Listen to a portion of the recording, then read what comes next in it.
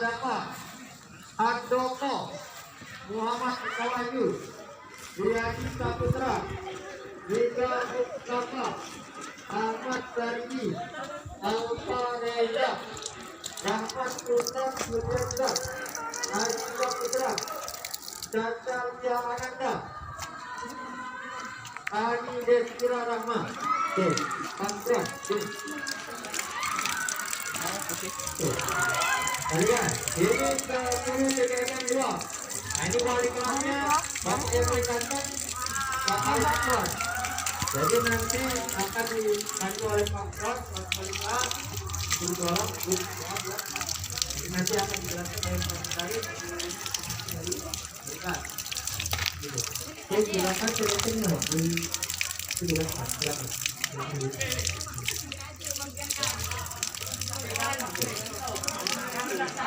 Oke, sisanya berarti 20 TBM 1. Kita yang 10 kita ini 10 boleh datang. Sudah masuk. Ini TBM 1. Baru kan.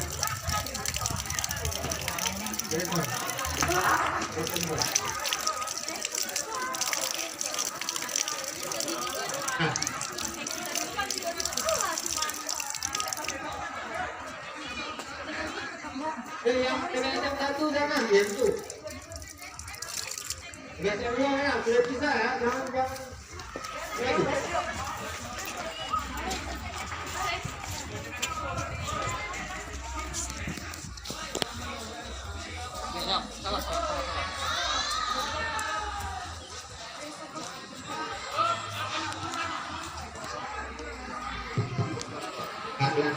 Kawan-kawan kumpul ini semuanya, posisi semuanya ya, kumpul dulu kita.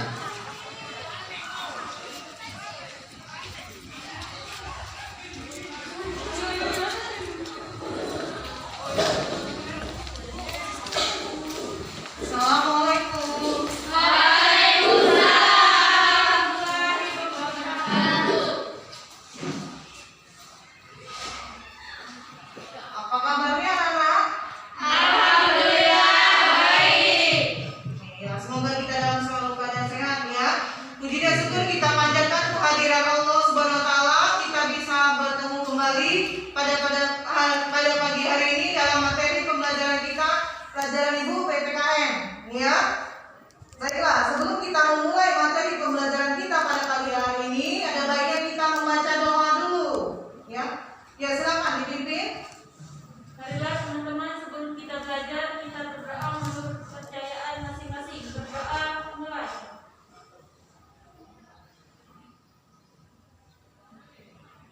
Berdoa selesai. Ya. Setelah kita berdoa untuk menambah semangat kita pada pagi hari ini, kita sama-sama menyanyikan lagu wajib ya, Garuda Pancasila. Silakan dipimpin oleh teman kita Hairani.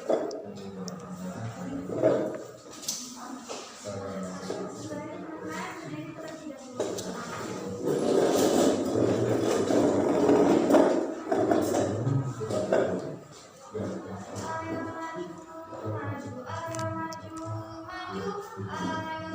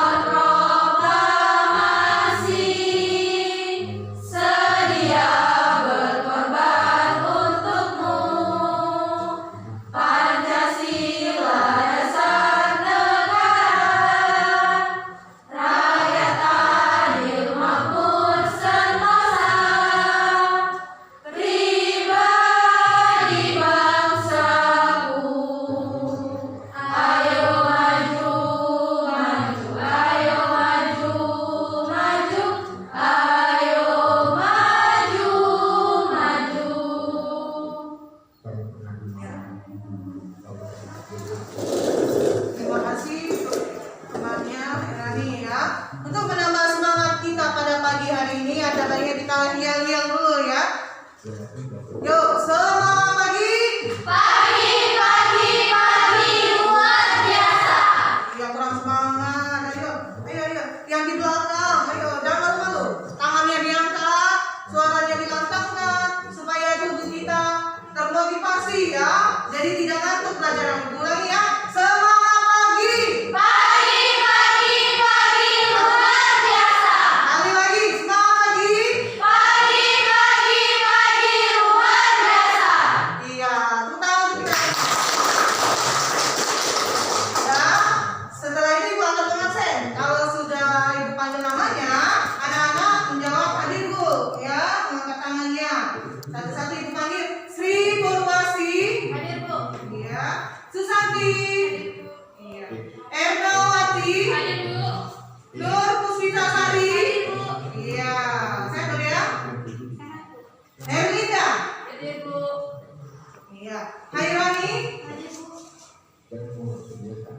Lia Ferdianti. Hadir Bu.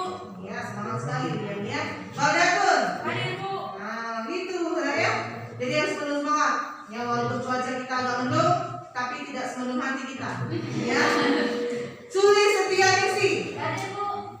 Naya Amelia. Bu. Ya, Naya itu ya. Naya Amelia. Hadir Bu. Nah, itu Naya ya. Asri Wijayanti. Hadir Bu. Nah, ini ya. Jadi penuh semangat, senyum, tidak ada yang cemberut ya. Hilangkan semua masalah yang ada di luar sana. Kita bahagia bersama dalam hal ini ya. Ya, jadi harus happy, jangan takut sama ibu. Ya, walaupun pada ibu selesai ini, tidak ada yang ditakuti harusnya. Ya, anak-anak, materi pembelajaran kita pada pagi hari ini nanti ibu akan tayangkan slide-nya. Anak-anak dilihat sambil menyiapkan bukunya, buku modulnya, LKPD-nya. Silakan anak-anak siapkan. Ya. Ya, dari absen tadi ada yang belum dipanggil nggak? Kan sudah semua. Sudah Ada ya? Bu. Jadi masuk semua, alhamdulillah sehat semua. Siapkan buku, modul, LKPD-nya supaya pembelajaran kita berjalan dengan baik.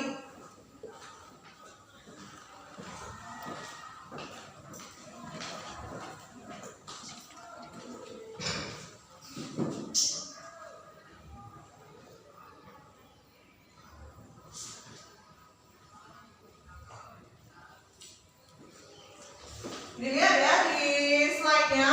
Hari ini kita akan belajar mengenai kasus-kasus pelanggaran dan pengingkaran kewajiban warga negara.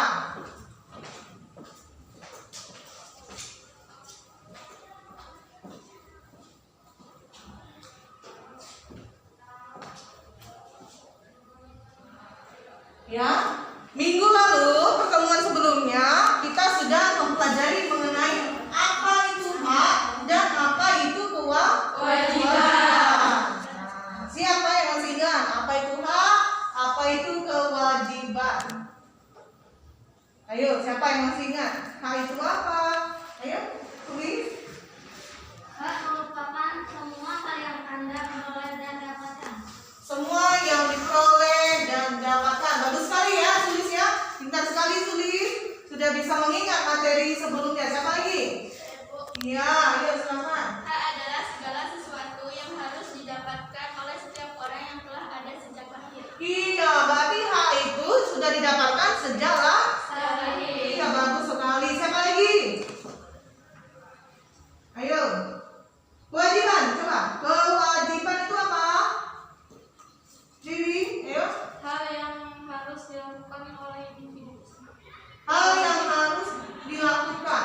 Ya, sesuatu yang harus dilakukan. Ada yang bisa lagi? Ini sudah bagus ya. Berpendapat, ayo. Kewajiban adalah tindakan untuk menuntun orang bertindak dengan cara yang dianggap dapat diterima oleh masyarakat. Iya, tindakan yang dilakukan oleh orang supaya dapat diterima oleh masyarakat. Ayo, Rani. Kewajiban yaitu sesuatu yang harus dilakukan dengan penuh rasa tanggung jawab. Sesuatu yang harus dilakukan, ya. Jadi anak-anak, hak dan kewajiban itu harus seimbang, ya. Seperti materi kita minggu lalu sudah banyak membahas tentang hak dan kewajiban. Alhamdulillah anak-anak masih ingat, ya, materi pembelajaran kita pada pagi hari ini. Nah, sekarang ibu akan memberitahu apa sih tujuan pembelajaran kita pada pagi hari ini. Ya, tujuan pembelajaran kita pada pagi hari ini yang pertama yaitu peserta didik dapat menganalisis ya hasil menganalisis kasus pelanggaran dan pengingkaran kewajiban warga negara. Terus peserta didik dapat menyajikan juga hasil dari analisis dan upaya penanganan ya kasus pelanggaran dan pengingkaran kewajiban tersebut. Bisa semua? Bisa, pasti bisa ya. Kita lanjutkan. Nah, kita lanjutkan. Kalian amati gambar yang akan ibu tayangkan.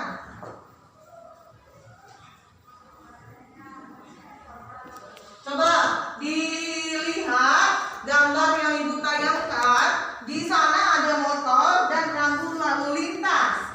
Ya, sebelum materi kita masuk lebih lanjut, supaya kita mengetahui apa sih manfaat mempelajari materi ini, ada baiknya anak-anak itu melihat dulu tayangan tersebut. Nanti anak-anak bisa ya memberikan pendapat pendapat mengenai apa sih maksud dari tayangan tersebut. Di sana juga sudah Ibu tulis keterangannya. Ya, ada gambar 1, pengingkaran kewajiban warga negara dalam menaati peraturan lalu lintas. Ya, silakan diamati dulu.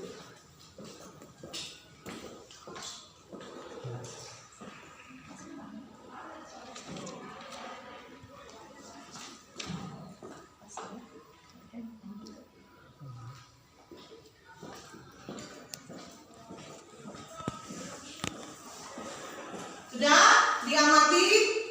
Sudah, ya. Ayo sekarang anak-anak silakan, apa maksud dari gambar tersebut? Berikan pendapat, jangan takut ya. Ibu akan melakukan penilaian dalam pembelajaran kita ini, ya, mengenai keaktifan anak-anak di dalam kelas, ya, mengenai pendapat yang disampaikan, mengenai menerima pendapat dari temannya, ya, bagaimana sikap anak-anak dalam pembelajaran ini, ya. Jadi semuanya ibu akan menilai, ya. Jadi kalian itu dapat nilai. Jadi jangan takut-takut ya. Ayo, silakan siapa yang berani? Saya, Bu. Iya, silakan Riri.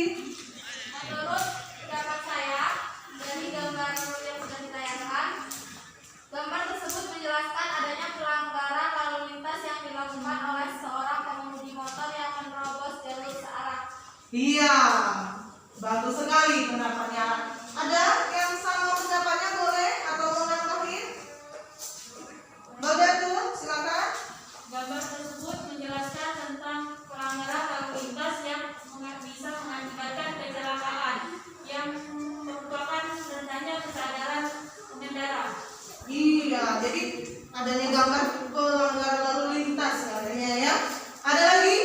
Saya, Bu, Asri, ayo Asri. dari gambar tersebut dapat ditarik kesimpulan, pengingkaran kewajiban adalah pola tindakan warga negara yang tidak melaksanakan kewajiban sebagaimana memiliki kewajibannya sendiri sebagai warga negara sesuai dengan ketentuan peraturan lalu lintas di jalan raya.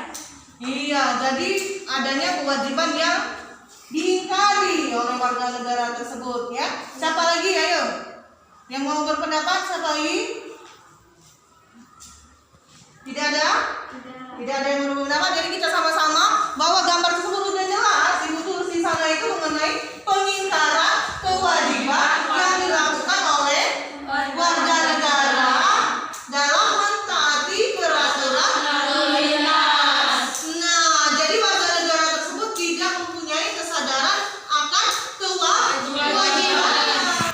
Jadi apa yang terjadi jika mereka melakukan pelanggaran tersebut? Apa yang terjadi pengingkaran tersebut? Kecelakaan, iya, yang dapat membahayakan pengendara lain dan juga utamanya diri sendiri. Nah, jadi anak-anak kita bisa mengkaitkan materi pembelajaran kita ini dengan kehidupan kita sehari-hari, bahwa kita harus melakukan peraturan sebagai kewajiban warga negara dimanapun kita berada. Ya, di mana aja kita berada, di rumah, Di sekolah, Di jalan. di jalan, di pasar, ya, di mana saja kita punya kewajiban untuk mentaati peraturan lalu lintas.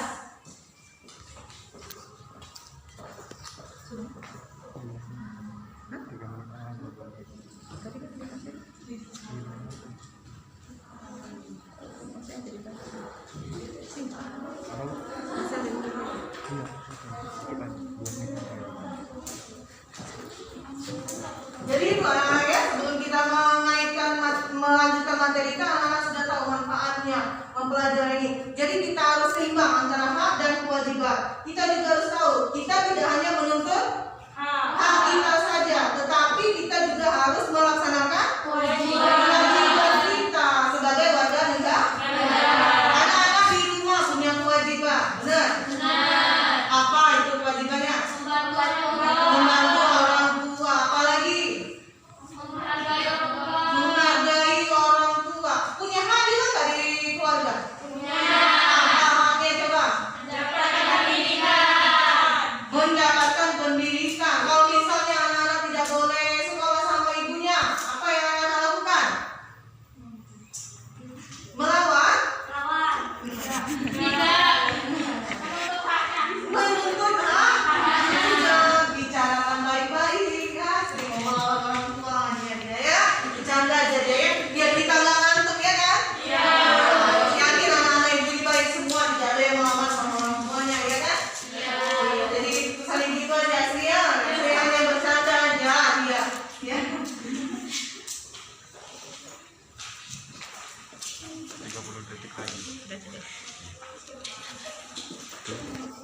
Di sekolah apa coba? Kewajiban yang ada di sekolah? Belajar. Apa lagi? Menghormati guru. Kalau guru juga? Mentaati peraturan sekolah. Banyak nggak peraturan sekolah? Saja coba. Tidak boleh datang terlambat ke sekolah. Apapun alasannya. Benar nggak? Selanjutnya apa lagi peraturannya? Memakai seragam sekolah. Itu di sekolah. Kalau di negara kita sebagai warga negara apa kewajiban kita? Harus menaati peraturan dari pemerintah. Mentaati peraturan perundang-undangan di negara kita. Apa lagi? Membayar pajak. Ya, kamu punya motor? Punya. Bayar nggak pajaknya? Bayar. Boleh nggak seusianya 4 naik motor? Kenapa ibu lihat masih banyaknya naik motor? Nah, maka dari itu nanti kita lanjutkan ya. Materi kita akan membahas seperti itu. Nanti kita ini sebagai korbannya atau kita ini sebagai pelaku utamanya juga. Ya? Iya, udah tahu masih berseragam, belum punya SIM, belum punya apa, masih aja berani pakai motor. Ya? Nanti menuntut sama polisi kalau menabrak, menuntut minta obati. Padahal kita yang mengingkari kewajiban kita. Gitu anak-anak ya. Nah, kita lanjutkan ya materi kita, lihat perhatikan slide-nya. Ya, faktor eksternal apa? Faktor dari luar. Nih, lihat. Ya. Coba dibaca. Tulis coba, tegak berdiri. Faktor internal, sikap egois, rendahnya kesadaran warga terhadap peraturan, sikap tidak toleran, menyalahgunakan kekuasaan. Ya, faktor internal. Yang pertama dulu, sikap egois. Nah, egois itu apa? Mau menang sendiri. Apa lagi? Tidak mau disalahkan. Pokoknya saya yang benar. Mulut-mulut saya, ya apa yang saya lakukan itu memang hak saya katanya. Itu sikap egois, ya. Jadi terjadinya pelanggaran dan pengingkaran itu ada faktor internalnya dari manusia itu berupa sikap egois, ya. Penyebabnya itu punya sikap egois dalam diri manusia itu, ya. Jadi sebagai warga negara yang baik kita tidak boleh bersikap egois. Nah, yang kedua, rendahnya kesadaran warga negara terhadap peraturan. Nah, warga negara itu tahu nggak ada peraturan di negaranya? Tahu, tapi mereka tidak sadar, ya, tidak sadar, atau ada yang malah tidak mau tahu adanya peraturan, ya. Di rumah ada peraturan, di sekolah ada peraturan, di jalan ada peraturan, di kantin ada peraturan. Kamu di mana tempat ada peraturan semua, ya.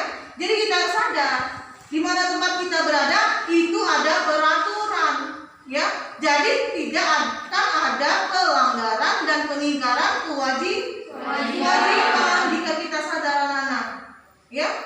Jadi kita sadar diri dulu, jangan egois. Saya harus sadar adanya peraturan. Selanjutnya apa? Adanya sikap tidak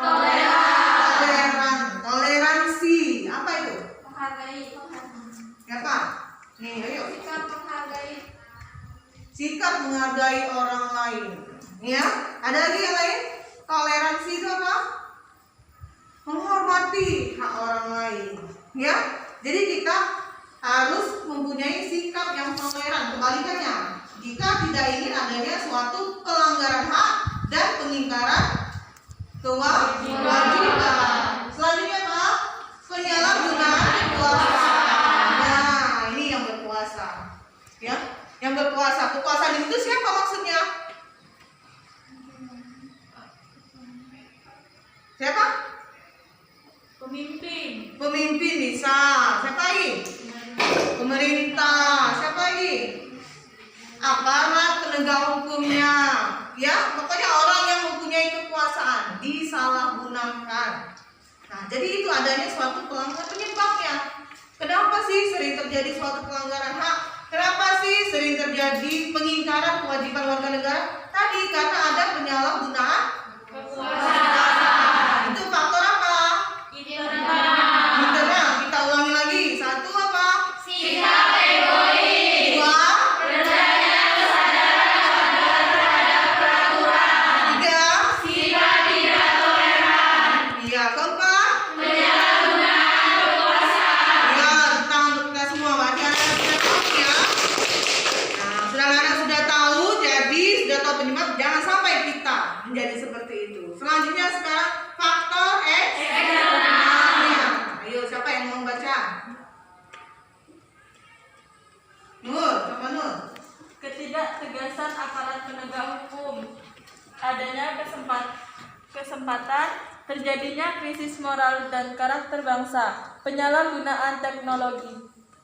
Iya. Jadi satu, ketidaktegasan aparat penegak hukum. Nah, penegak hukumnya tidak tegas, makanya sering terjadi pelanggaran yang berulang. Contohnya apa, yuk? Menurut kalian aparat hukum itu nggak tegas sekali. Contohnya apa? Pernah mengalami? Atau pernah melihat? Pernah menonton? Pernah pasti kan? Di rumah ada televisi, kamu punya gadget yang sering diviral-viralkan itu, berulang-ulang kejadian itu. Baru ini ada viral, besok ada viral lagi, kejadian yang lain, ya? Atau kamu sendiri yang diviralkan orang, menjadi korbannya. Saya ini Bu, karena ketidaktegasan aparat hukum kita ini. Ayo siapa? Erlinda ya? Korupsi kata Erlinda, ya? Nah, jadi pelanggaran tadi sering terjadi adanya korupsi. Apa lagi? Akibat ketidaktegasan aparat hukum apa? Tadi tayangan gambar itu tadi apa? Pelanggaran lalu lintas, Pelanggaran lalu lintas. Apa contohnya coba? Apa yang dilanggar? lampu merah, Lampu merah. Masih aja terobos. Apa yang terjadi? Maka nanti dia ya. Iya. Tapi kenapa dia melanggar itu? Karena dia lihat kiri kanan aparat hukum nggak ada. Atau biar saya melanggar, nanti saya juga bisa kasih gopek, kasih ya selesai. Nah, maka dari situ masyarakat sudah menilai bahwa aparat penegak hukumnya tidak tegas. Jadi kita langgar aja terus, nggak tahu juga. Kadang-kadang nggak ketahuan juga. Ya. Yang kedua, adanya kesempatan dalam kesempitan. Kesempatan saya, ya melanggar sempat. Ibu itu di sekolah ibu itu nggak tegas. Saya langgar aja setiap hari, telat terus, dia juga seneng, ya. Dia selalu ketawa kalau melihat saya terlambat. Nah, adanya kesempatan, ya. Yang selanjutnya terjadinya krisis moral dan karakter bangsa. Nah, maka dari itu kalian diberi pendidikan supaya negara kita tidak akan ada lagi yang namanya krisis moral dan karakter. Kita dibentuk di sekolah ini, ya. Jangan sampailah kita krisis moral. Ya, seperti apa krisis moral itu? Kurangnya etika, sopan santun ya. Iya. Contohnya ada nggak di sekolah kalian? Ada. Siapa? Tidak berani lah sini namanya ya. Ada Bu, saya pernah melihat teman saya itu moralnya nggak ada. Nah, jangan lagi ya, anak-anak ibu yang di dalam ruangan ini kalau bisa kalian tidak baik itu jangan kita contoh. Kalau adanya krisis moral di sekolah, nanti pelanggaran hak bisa terjadi. Guru tadi marah, ya bisa aja banyak kasus kan? Guru memukul siswa atau sebaliknya, itu karena apa? Karena tadi adanya krisis moral. Saya punya hak azazi Bu, ya kamu kan punya hak azazi untuk dilindungi sebagai anak. Guru juga punya kode etik. Nah, dari situ kita sama-sama saling menjaga. Selanjutnya penyalahgunaan teknologi. Apa itu? Coba contohnya. Internet ya. Apa? Penyalahgunaannya itu seperti apa? Penipuan. Jadi pelanggaran apa? Jual beli Jual beli online. Selanjutnya apa? Berita hoax. Iya, itu yang merugikan sekali ya. Penyebaran berita hoax, dapat uang tunai 10 miliar. Ya. Beberapa hari ini sering dapat seperti kayak itu. Sebarkan pesan berikut. Anda mendapatkan 10 miliar. Wah, ibu-ibu ini tadi banyak sekali tuh di WA ibu ya. Dapat uang. Nah, asli kita bisa men-sharing. Benar nggak? Nggak mungkin cuma kita sekedar men-share kita dapat uang. Ya, atau berita-berita yang tidak benar disebarkan. Ya, mengadu domba antara pemerintah dengan masyarakat. Sering terjadi kalau lagi masa-masanya pemilu ya. Itulah penyebabnya adanya faktor internal dan juga faktor eksternal. Nah, anak-anak sekarang coba dicatat dulu apa yang sudah ibu jelaskan penyebabnya. Anak-anak silakan catat dulu di bukunya.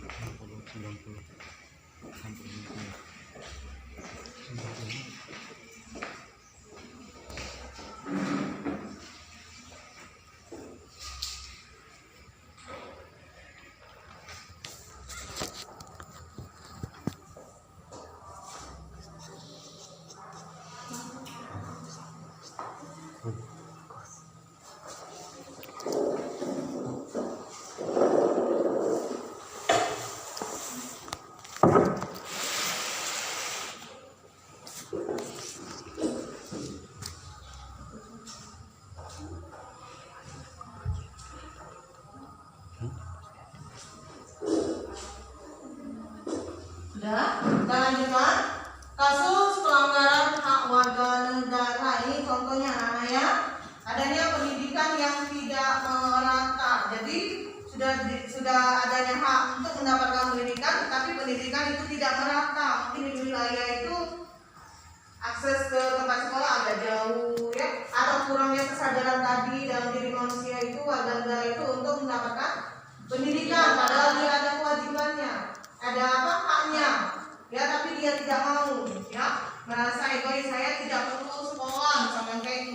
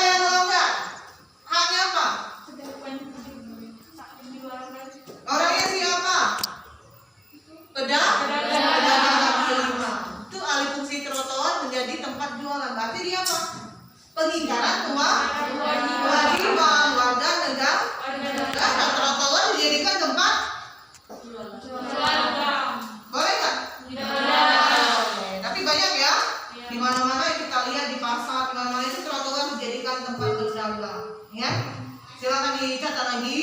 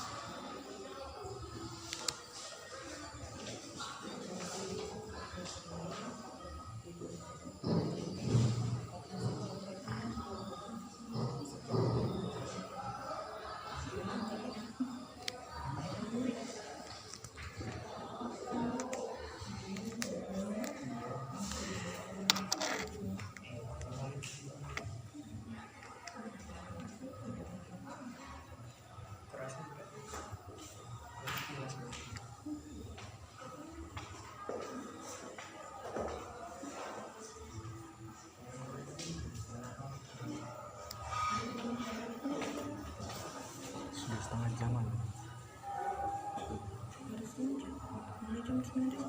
jam lebih kan, hampir 40 menit kan, hampir 40 menit, 11.30 10.30 kan.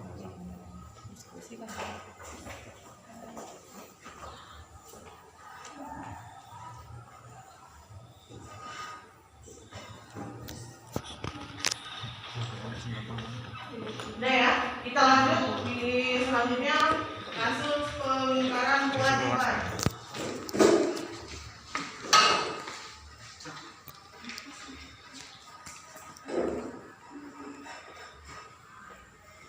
Nah, ya, kasus pengingkaran kewajibannya melanggar aturan lalu lintas, menghindari petugas menjaga keamanan di Lingkungan. selanjutnya putus sekolah.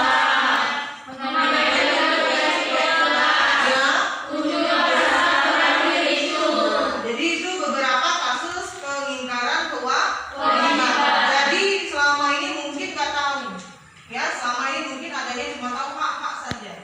Padahal adanya suatu kewajiban yang harus kita laksanakan. Jadi kita tidak hanya menuntut hak kita saja, adanya kewajiban kita juga supaya hak yang kita dapatkan bisa kita dapatkan sepenuhnya. Menuntut hak saja, ketipu, menuntut dibayar gaji sekian. Tapi kewajiban itu bekerja tidak ibu laksanakan dengan maksimal, ya itu terjadinya pengingkaran kewajiban, bukan pelanggaran hak, ya. Kalau pelanggaran hak apa? Orang yang melanggar itu, ya. Ibu sebagai korbannya, misalkan ibu dilarang mendapat mau kuliah lagi, dilarang nggak boleh mau kuliah lagi sudah tua, katanya alasannya, ya. Padahal itu hak saya untuk mendapatkan pendidikan yang lebih tinggi. Jadi anak-anak ngerti ya? Sampai di sini mengerti materi pembelajaran kita. Nah, sekarang ibu minta anak-anak untuk membentuk kelompok, ya, untuk membentuk kelompok. Ini ada kertasnya, ibu bagikan, tulis nama kelompoknya. Silakan dibuka fungsinya suka, ya. Yang ini tengahnya ada. Nah, kamu buka fungsinya. Nah, ya, nanti ibu tanyakan. Yuk, tulis dulu nama kelompok di kertas tersebut.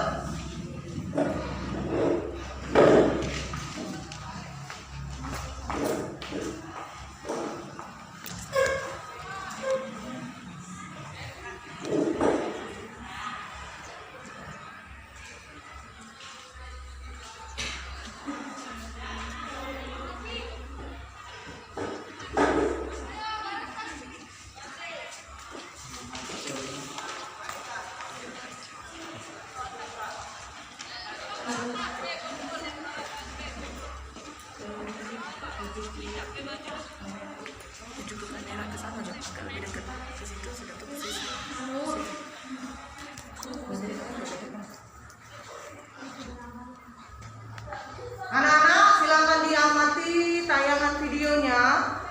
Ya, dibaca itu ada tulisannya di video tersebut. Silakan anak-anak amati videonya.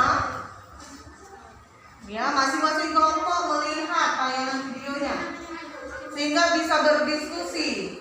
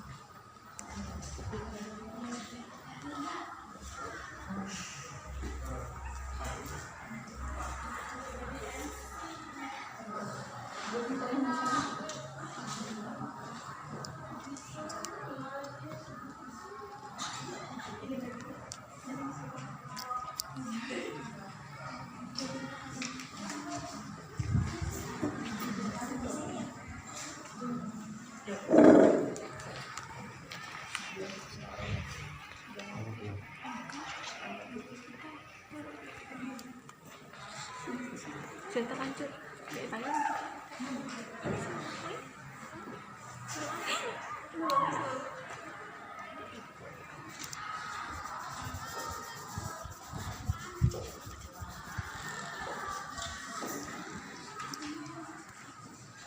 Sudah melihat tayangan tadi ya?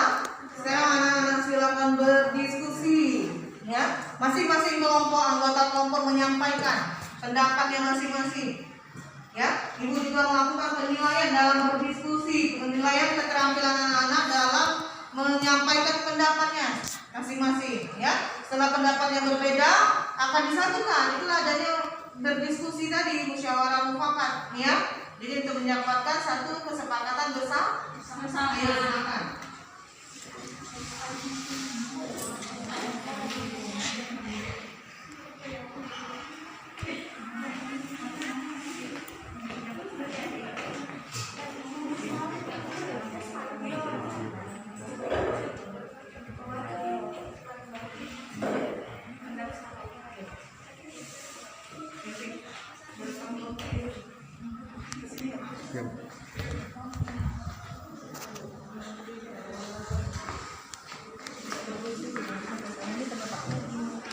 Bu, kelihatan di live nggak apa-apa ya? Saya kelihatan di live nggak apa-apa.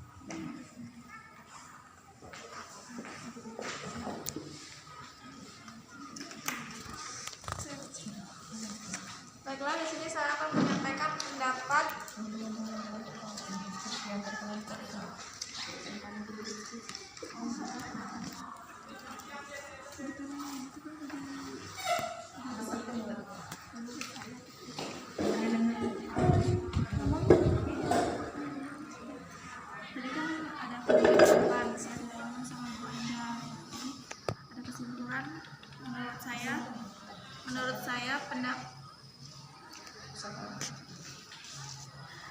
Menurut pendapat saya, video yang sudah ditayangkan tadi dapat disimpulkan bahwa anak di bawah umur yang bekerja masih memiliki hak sekolah atau hak memiliki pendidikan seperti anak lain. Dikhawatirkan mereka malah terlibat pergaulan bebas dan menjadi pribadi yang buruk.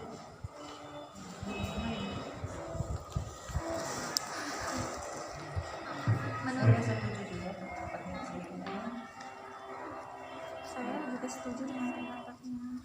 saya juga setuju dengan pendapatnya Sri Purwasi.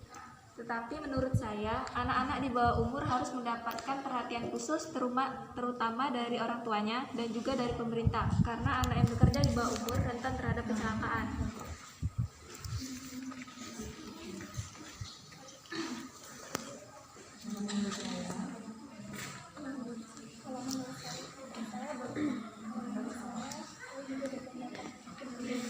Kalau menurut saya juga berpendapat bahwa anak yang di bawah umur dilarang untuk bekerja itu bisa saja mengganggu kesehatannya, karena bisa saja ia kurang istirahat, ia juga mudah lelah. Sementara menurut saya itu semua tidak wajib, tidak harus, karena di umur mereka saat ini masih ditanggung oleh kedua orang tuanya. Di umur mereka saat ini seharusnya mereka harus lebih fokus pada sekolah, belajar, bermain, dan beristirahat. Akan tetapi, jika di samping itu mereka bekerja untuk membantu kedua orang tua mereka, mungkin tak apa, asal mereka tahu waktu untuk beristirahat dan belajar.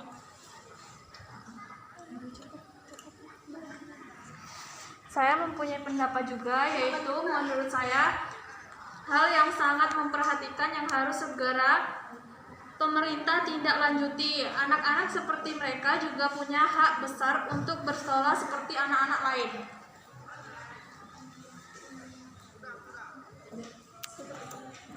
Mungkin itu saja pendapat dari kelompok kami. Sekian, saya akhiri. Terima kasih.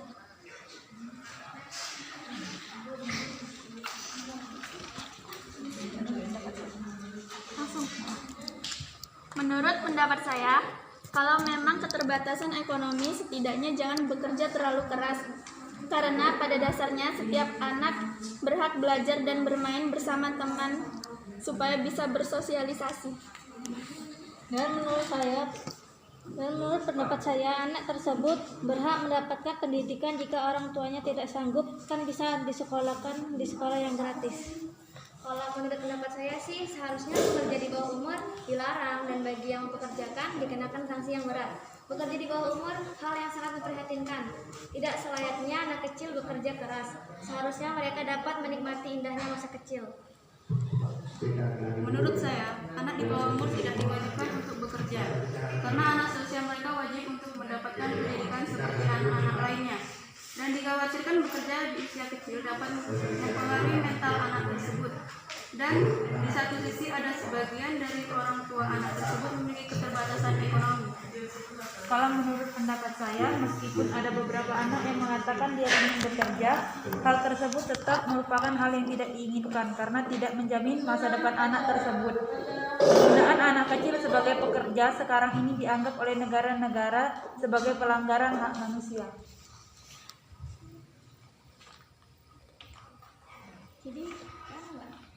Jadi kesimpulannya Kita ambil yang punya Mbak Naya. ya, Aku yang Mbak. Iya. Dicampur aja Mbak ya. ya. Dicampur aja. Coba di sini. Tengok. Ya.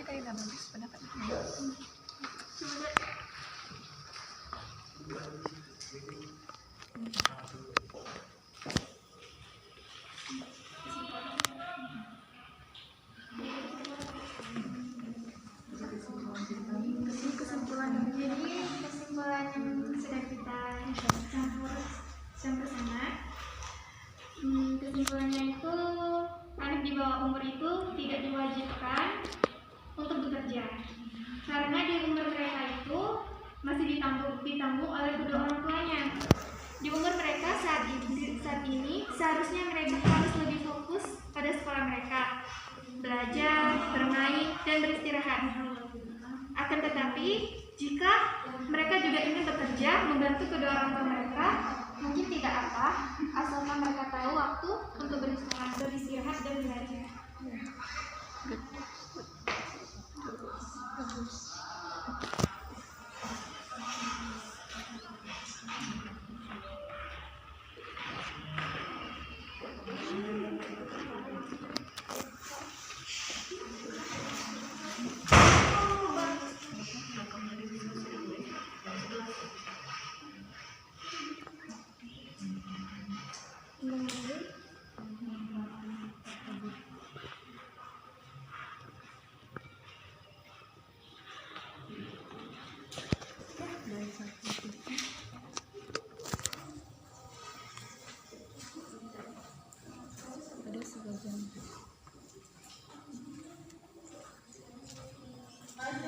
Sebagian dari orang tua anak tersebut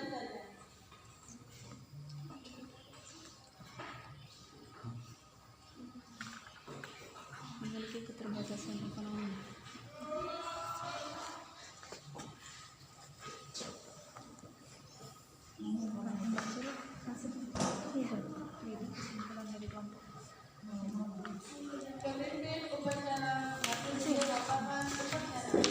Jadi kesimpulan dari kelompok kami, menurut pendapat kelompok saya, kalau memang keterbatasan ekonomi, setidaknya jangan bekerja terlalu keras, karena dikhawatirkan dapat mempengaruhi mental anak tersebut.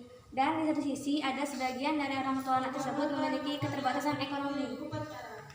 Dilihat ya, pelanggaran haknya yang apa, pengingkaran kewajibannya apa, terus supaya apa yang harus dilakukan ya dari anaknya ataupun dari pemerintah apa, pasti ada semua pelanggaran hak, pengingkaran kewajiban, terus adanya upaya apa, penanganan pelanggaran dan pengingkaran kewajiban tersebut. Jadi di situ analisanya, ya. Silakan ditulis di kertasan, nanti anak-anak tampilkan, ya. Silakan menampilkan masing-masing kelompok, nanti saling menanggapi di depan.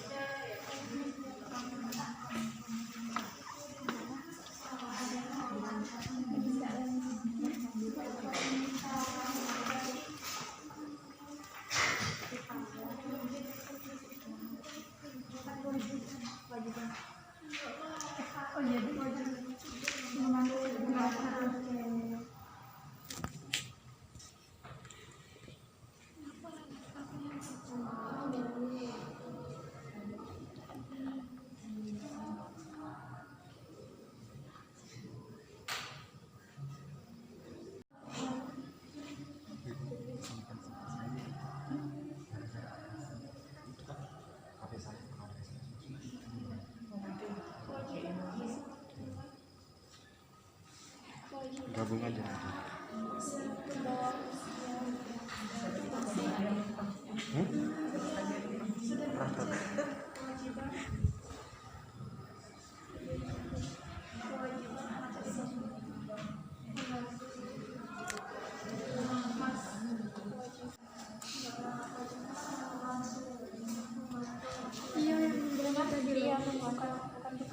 membantu bukan bekerja tersebut. Kewajiban anak tersebut pada orang tua.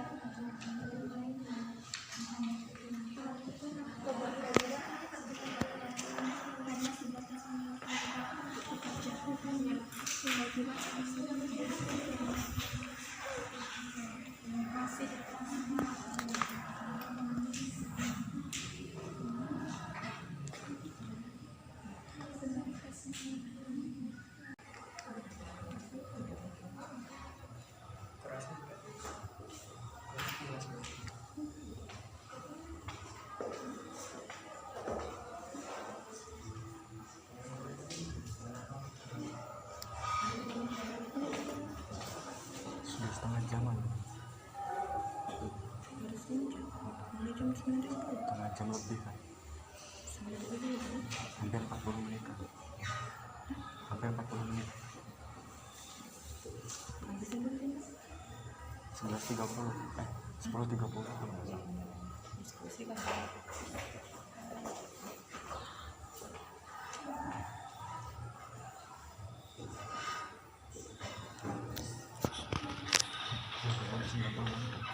Udah ya, kita lanjut di selanjutnya kasus pengingkaran kewajiban.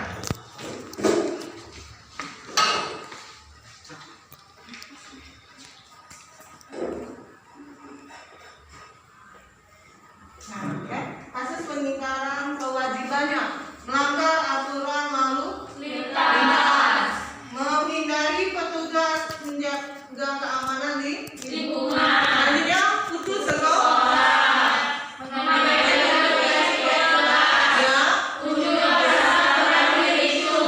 Jadi itu beberapa kasus pengingkaran kewajiban. Jadi selama ini mungkin nggak tahu, ya selama ini mungkin adanya cuma tahu hak-hak saja. Padahal adanya suatu kewajiban yang harus kita laksanakan. Jadi kita tidak hanya menuntut hak kita saja, adanya kewajiban kita juga supaya hak yang kita dapatkan bisa kita dapatkan sepenuhnya. Menuntut hak saja, ketipu, menuntut dibayar gaji sekian. Tapi kewajiban itu bekerja tidak itu laksanakan dengan maksimal. Ya, itu terjadinya pengingkaran kewajiban, bukan pelanggaran hak. Ya, kalau pelanggaran hak apa? Orang yang melanggar itu ya. Ibu sebagai korbannya, misalkan ibu dilarang mau kuliah lagi, dilarang nggak boleh mau kuliah lagi sudah tua, katanya alasannya. Ya, padahal itu hak saya untuk mendapatkan pendidikan yang lebih tinggi. Jadi anak-anak ngerti ya? Sampai di sini mengerti materi pembelajaran kita. Nah, sekarang ibu minta anak-anak untuk membentuk kelompok. Ya, untuk membentuk kelompok. Ini ada kertasnya, ibu bagikan, tulis nama kelompoknya. Silakan dibuka kursinya suka. Ya. Yang ini tengahnya ada. Nah, kamu juga buka kursinya. Nah, ya, nanti ibu tayangkan video. Tulis dulu nama kelompok di kertas tersebut.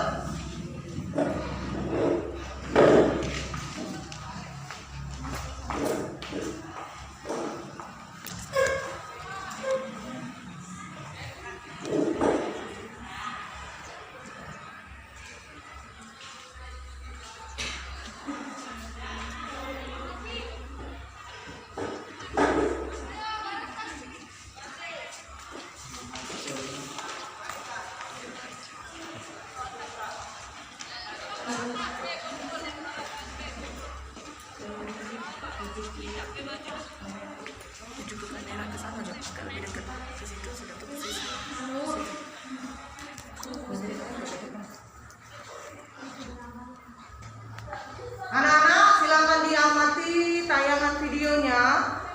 Ya, dibaca itu ada tulisannya di video tersebut. Silakan anak-anak amati videonya. Ya, masing-masing kelompok melihat tayangan videonya sehingga bisa berdiskusi.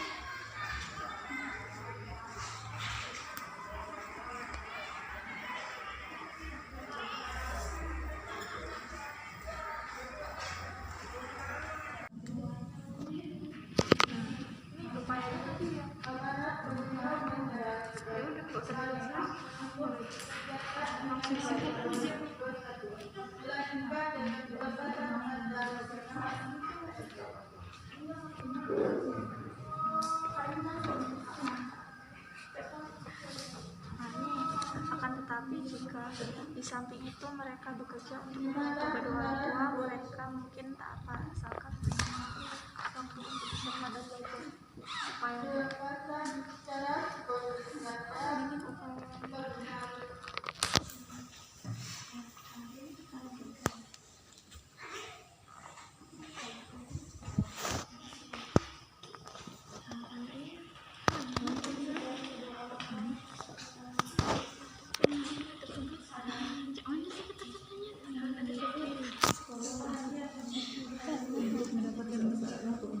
untuk mendapatkan pendidikan.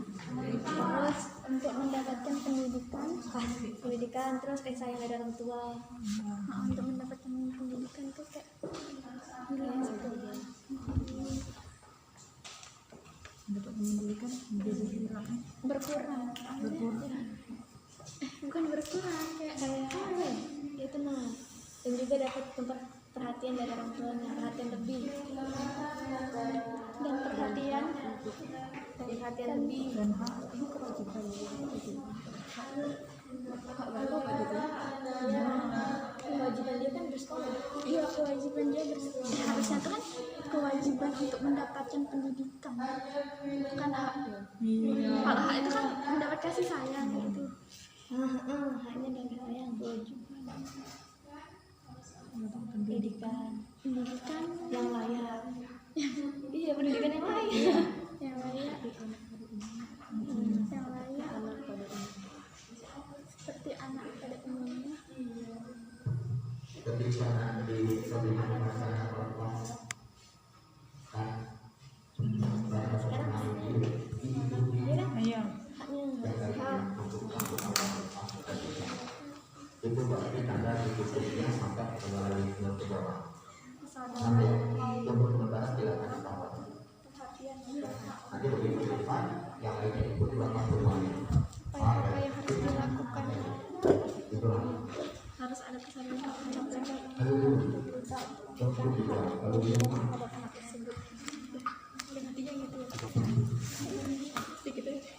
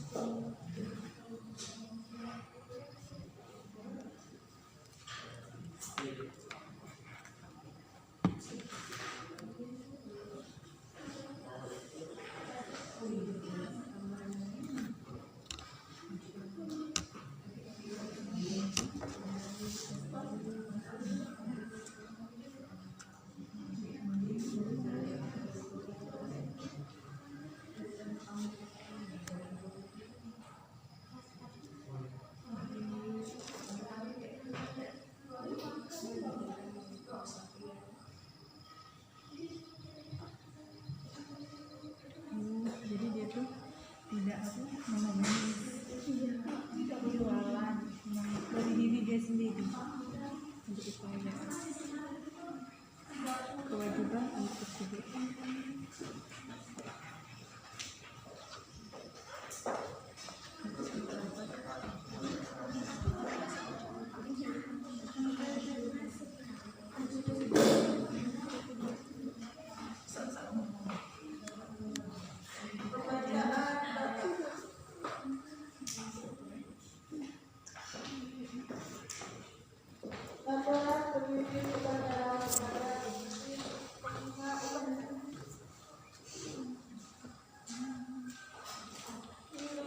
Pelanggaran hak udah dapat, pelanggaran kewajiban udah dapat, sama upaya yang dilakukan untuk sudah dapat. Dibacakan. Siapa yang mau cepat? Rani Ya. Nanti kan ada yang menyampaikan pertanyaan biasanya.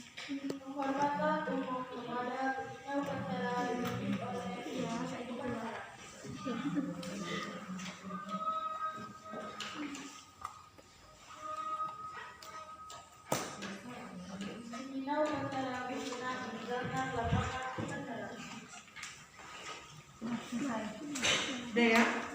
Sudah masing-masing kelompok sudah berdiskusi dan sudah mendapatkan kesepakatan bersama, ya. Jadi masih di anggota kelompok nggak ada lagi beda pendapat. Tetapi nanti kita lihat pendapat dari teman kelompok lain. Apakah pendapat kalian sama atau berbeda mengenai video yang sudah ditayangkan? Termasuk kasus pelanggaran hak apa, pengingkaran kewajibannya apa, dan bagaimana upaya penanganannya. Ya. Sekarang Ibu minta untuk kelompok 1 menyajikan ya hasil analisis dari video yang sudah ditayangkan tadi mengenai kasus pelanggaran hak dan pengingkaran kewajiban manusia. Silakan, siapa yang mau menyajikan hasil analisisnya? Dan upayanya juga jangan lupa ditambahkan. Berdiri ya, salah satu anggota kelompoknya berdiri, sebutkan nama-nama kelompoknya siapa dan apa yang sudah kamu dapatkan dari hasil diskusi.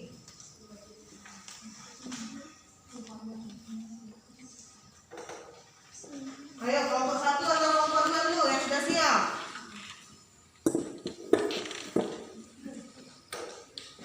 Kelompok kami, Bu. Nah, ayo boleh, bagus ya. Kelompok 2 silakan. Sebutkan nama anggota kelompoknya. Assalamualaikum warahmatullahi wabarakatuh. Waalaikumsalam warahmatullahi wabarakatuh. Kami dari kelompok 2 akan mengasih kesimpulan dari video tersebut. Sebelumnya saya akan memperkenalkan kelompok saya. Di sebelah saya ini namanya Lia Ferdianti, kemudian Asri Wijayanti, Suli Setianingsi, dan Naya Amelia.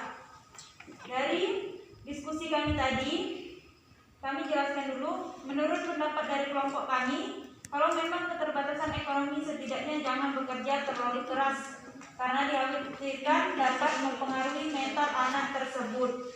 Di satu sisi ada sebagian dari orang tua anak tersebut memiliki keterbatasan ekonomi. Jadi kesimpulan yang lebih rincinya, upaya yang harus dilakukan adalah menindaklanjuti kasus dari video tersebut, yaitu anak tersebut. Kewajibannya anak tersebut untuk mendapatkan pendidikan yang layak seperti anak pada umumnya. Hak anak untuk mendapatkan perhatian lebih dan kasih sayang dari orang tua anak tersebut. Sekian, terima kasih. Wassalamualaikum warahmatullahi wabarakatuh. Waalaikumsalam warahmatullahi wabarakatuh. Ya. Silakan kelompok 2. Setuju nggak dengan pendapatnya? Setuju. Ada bisa kasih pendapat atau tambahan? Coba tadi diulangi lagi. Pengingkarannya apa? Untuk pengingkarannya anak tersebut, pengingkaran kewajiban anak tersebut untuk mendapatkan pendidikan yang layak seperti anak pada umumnya. Jadi anak itu mempunyai hak apa? Untuk mendapatkan Pendidikan. kewajiban anak tersebut apa? Di rumahnya dia punya kewajiban nggak? Punya. Untuk apa? Bantu orang tua. Jadi anak itu punya problem ya. Ya, dalam tayangan tersebut menurut kelompok ini mereka punya problem. Anak itu di satu sisi dia ingin bekerja membantu orang tua. ya, di sisi lain Dia dia punya haknya. Nah, kamu setuju nggak dengan hal tersebut? Apa kasih masukan mengenai pendapatnya?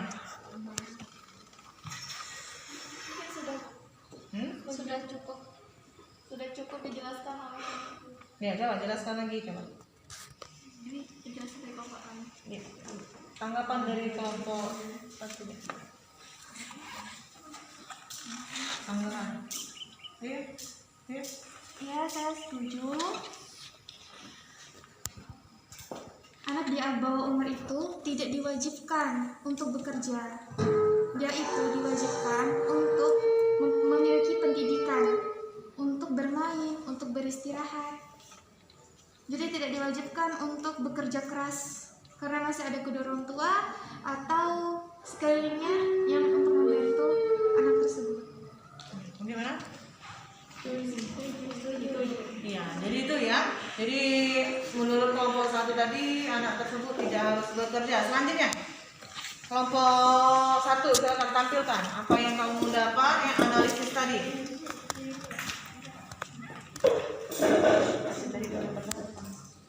Assalamualaikum warahmatullahi wabarakatuh. Waalaikumsalam warahmatullahi wabarakatuh.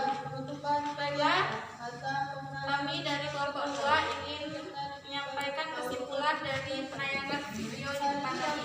Sebelumnya, saya akan memperkenalkan diri dulu dan kelompok saya. Perkenalkan, nama saya Sri Purwasi dan yang di sebelah kanan saya bernama Helinda. Selanjutnya, Kairani Sulaika dan Susanti, Nur Puspitasari dan Ernawati. Di sini saya akan menyampaikan kesimpulan dari video tadi. Menurut saya tidak wajib, tidak harus karena di umur mereka saat ini masih ditanggung oleh kedua orang tuanya. Di umur mereka saat ini seharusnya mereka harus lebih fokus pada sekolah, belajar, bermain, dan beristirahat. Akan tetapi jika di samping itu mereka bekerja untuk membantu kedua orang tua, mereka mungkin tidak apa, asalkan mereka tahu waktu untuk beristirahat dan belajar. Di sini pelanggaran hak, seharusnya anak tersebut masih mendapatkan hak untuk bersekolah. Pengingkaran kewajiban anak tersebut kepada orang tua masih hanya sebatas membantu, bukan untuk bekerja. Dan upaya yang dilakukan adalah harus ada kesadaran dan perhatian dari orang tua maupun pemerintah untuk memberikan hak dan kewajiban terhadap anak tersebut. Sekian dari kami, terima kasih. Wassalamualaikum warahmatullahi wabarakatuh. Baiklah, itu tadi hasil analisis dari kelompok 1.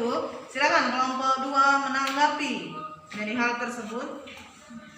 Kalau menurut kelompok kami sih nggak apa-apa kerja, tapi jangan kerja yang terlalu keras. Bekerjalah dengan kerjaan yang ringan-ringan saja.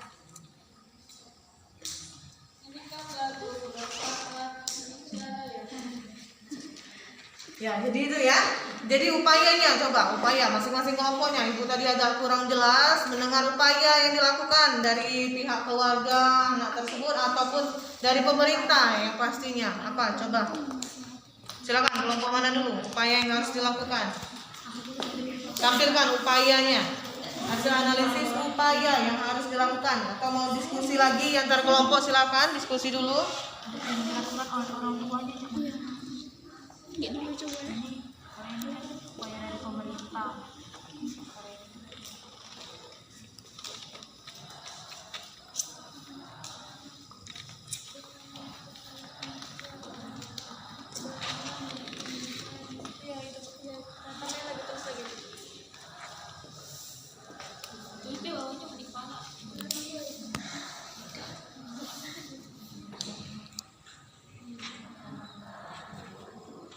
Ibu, kalau bisa review-nya agak lama nih.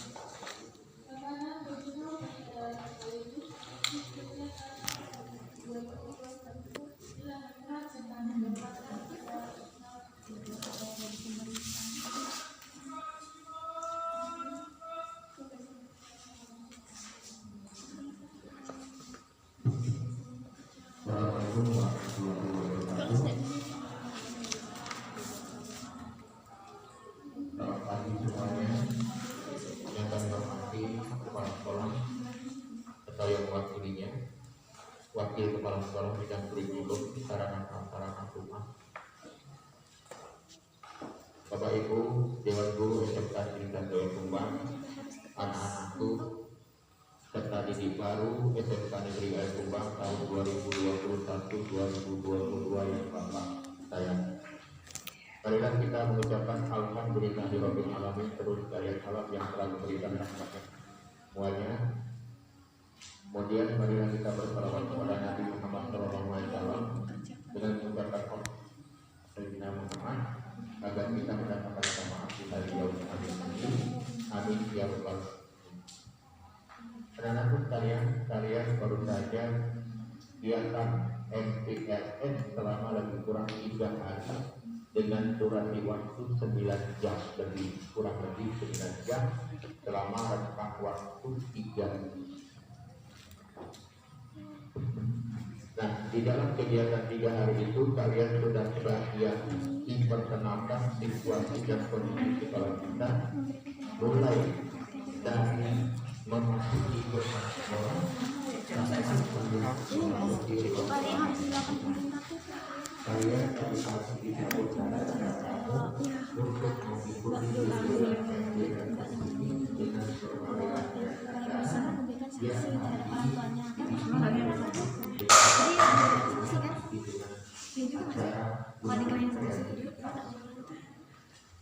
dari unsur kreativitas itu kami bisa Tidak sih, keinginan dia sendiri untuk membantu orang tua. Bukan karena paksaan dari Iya. atau sekolah mengerti kayak harusnya tuh jangan pasrah menjadi makhluk yang Iya.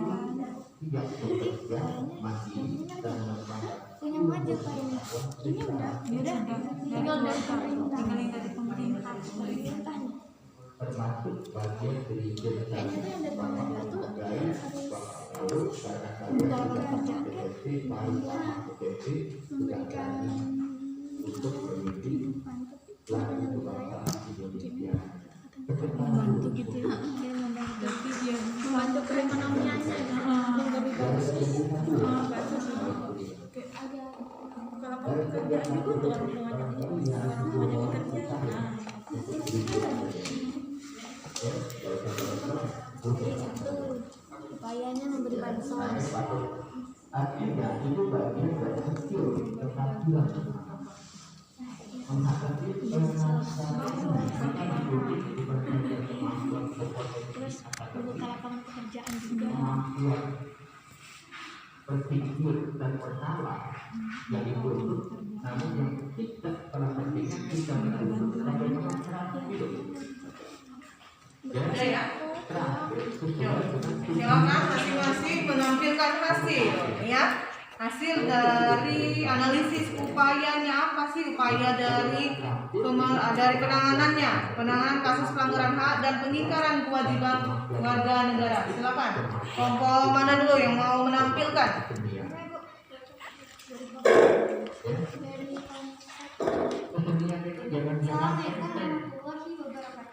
Waalaikumsalam warahmatullahi wabarakatuh. kami akan memberikan penjelasan mengenai upaya kewajiban untuk anak di bawah umur. Upaya yang harus diberikan oleh kedua orang tua, memberikan pendidikan, memberikan perhatian dan kasih sayang. Upaya yang harus dilakukan oleh pemerintah harus tegas untuk melindungi anak yang dipekerjakan di bawah umur, seperti dalam pasal 68 Undang-Undang Nomor 13 Tahun 2003 menyebutkan bahwa penguasa dilarang mempekerjakan anak. Sekian, terima kasih. Wassalamualaikum warahmatullahi wabarakatuh. Waalaikumsalam warahmatullahi wabarakatuh. Ya, silakan dari kelompok 2 dapat tanggapan mengenai apa yang sudah disajikan oleh temannya, Pak. supaya suara itu bagus, suara orang-orang yang bisa membaca itu bisa memperhatikan. Artinya kita dituntut membaca. Dari ulama itu bisa kita konvertikan kepada nyanyi. Kalau kita tidak membaca, maka kita begitu. Dan bisa ulama ini kita berubah. Jadi itu ada 5. Kita lihat. Batu ada 5. Kita lihat. Batu ada 5. Bisa kan mulai?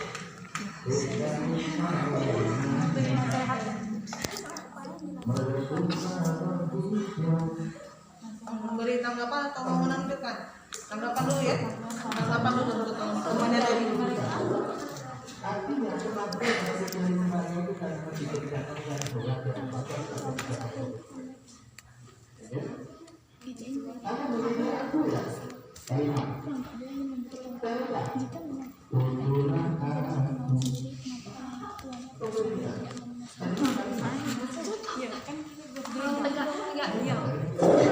Assalamualaikum warahmatullahi wabarakatuh. Waalaikumsalam warahmatullahi wabarakatuh.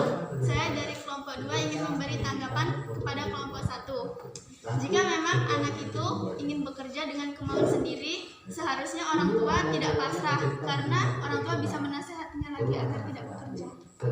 Sudah sekian, terima kasih. Ya, silakan ya. Jadi masih sependapat juga ya mengenai kasus tersebut. Kita lihat ya pendapat dari kelompok ini. Apa sih penanganannya? Silakan.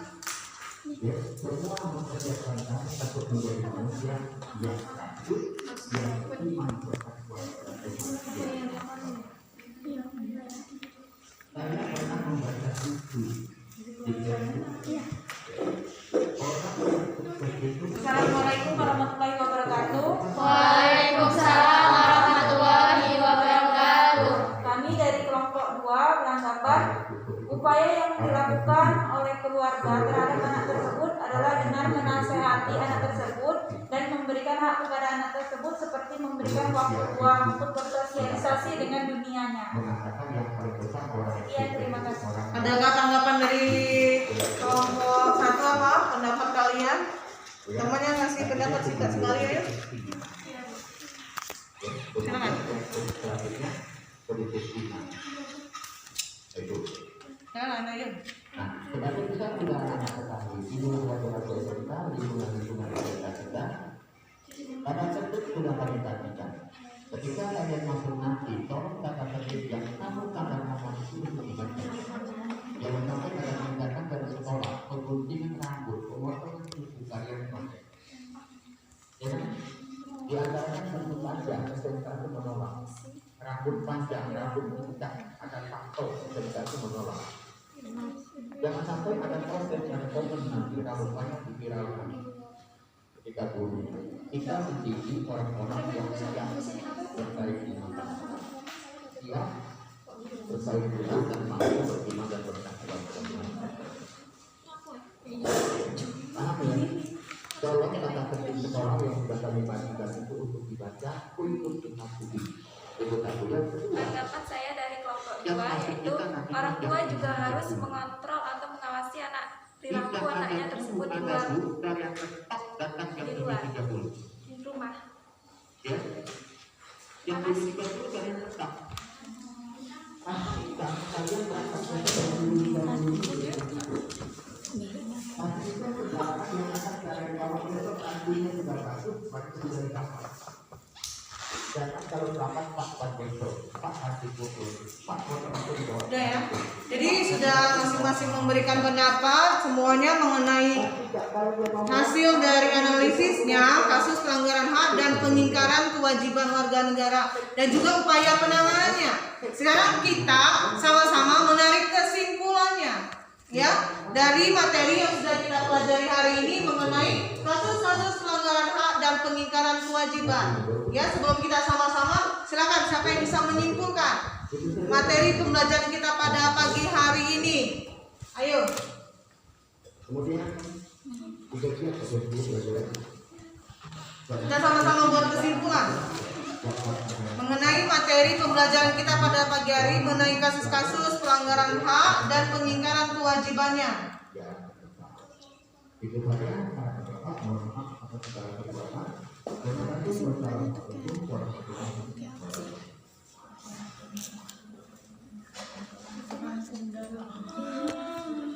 Kesimpulan itu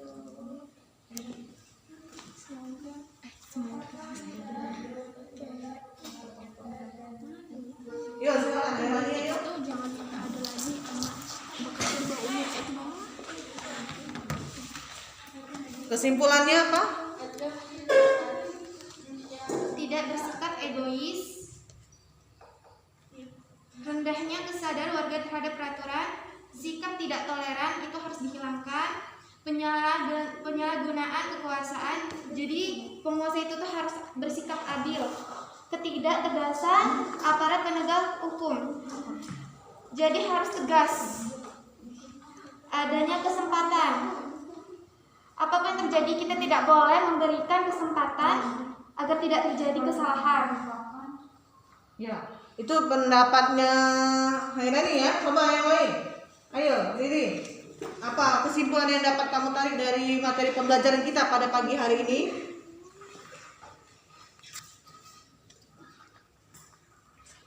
Atau ada yang lain yang mau bicara? Silakan Bang Datun. Kesimpulannya, kalau dari kelompok kami, meskipun ada beberapa anak yang mengatakan dia ingin bekerja, hal tersebut tetap merupakan hal yang tidak diinginkan karena tidak menjamin masa depan anak tersebut. Penggunaan anak kecil sebagai untuk mencari pendapatan merupakan pelanggaran hak manusia. Coba ada yang lain? Kesimpulan materi kita pada pagi hari ini, ayo. Jadi kasus pelanggaran hak asasi manusia itu akan terjadi apabila adanya faktor-faktornya. Faktor apa saja? Sama-sama kita, faktor internal dan faktor eksternal. Apa saja faktor internal tadi? Terus? Iya, apa lagi? Apa lagi? Iya, itu Nana ya. Jadi adanya faktor tersebut jangan sampai kita melakukannya, ya. Kesimpulannya itu supaya tidak terjadi apa? Adanya pelanggaran dan pengingkaran kewajiban warga negara. Nah, silakan anak-anak catat di bukunya kesimpulan materi kita pada pagi hari ini. Kumpulkan sama ibu hasil dari analisis tadi LKPD-nya, kumpulkan juga. Minggu depan kita akan mempelajari praktek penyelenggaraan aparat penegak hukum dalam menegakkan ya kasus pelanggaran hak dan pengingkaran kewajiban. Ya, sebelumnya dibaca dulu untuk materi minggu depan di rumah nanti. Nah, hari ini anak-anak silakan kerjakan di LKPD-nya dan ada juga di modulnya ada PR ya untuk minggu depan di bawah juga. Biar minggu depan ibu akan memberikan nilai. Nah, sekarang hasil dari diskusi anak-anak kumpulkan sama ibu beserta buku catatannya juga dan latihannya. Ibu mau melakukan penilaian sebelum kita tutup materi pada hari ini.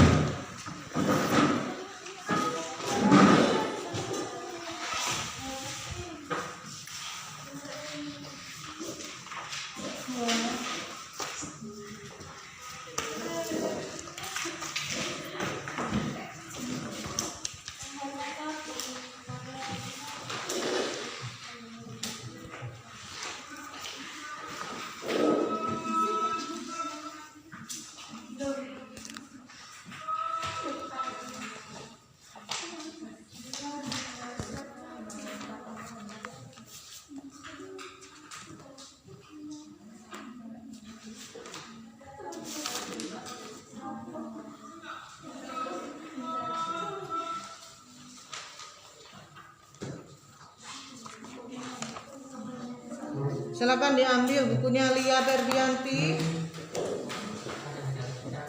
Anak-anak silakan kembali ke tempat duduknya masing-masing. Ambil bukunya Herlinda, Naya Amelia, Sulis, Asri, Sri Purwasi, Susanti, Ernawati, Erlina, Baldatun. Oke, Mainani. Ya. Ini juga untuk penilaian kelompoknya sudah diterima yang mana ya. Nanti minggu depan perbaiki lagi ya semuanya. Jangan lupa ibu ingatkan ada PR di bukunya, di modulnya pada latihan soal minggu depan dipukul. Ya. Ayo kembali rapikan, masukkan buku sebelum kita menutup materi pembelajaran kita pada pagi hari ini. Ya. Nih. Masuk ke